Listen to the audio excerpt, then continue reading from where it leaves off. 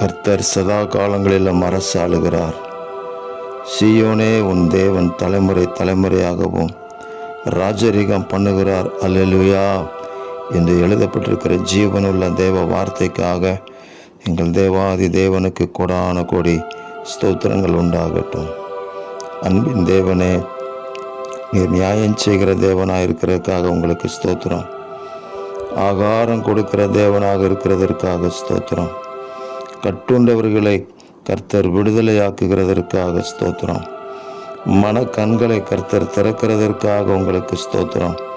மடங்கடிக்கப்பட்டவர்களை கர்த்தர் தூக்கி விடுகிறதற்காக உங்களுக்கு ஸ்தோத்திரம். நீதிமான்களை கர்த்தர் சிநேகிக்கிறதற்காக உங்களுக்கு ஸ்தோத்திரம்.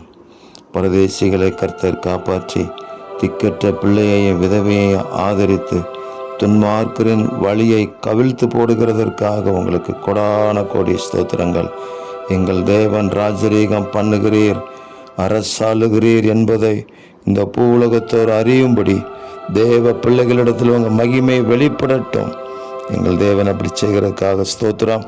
இரட்சகர் இயேசு கிறிஸ்துவின் நாமத்தில் ஜெபிக்கிறோம் பிதாவே. ஆமேன், ஆமேன், ஆமேன்.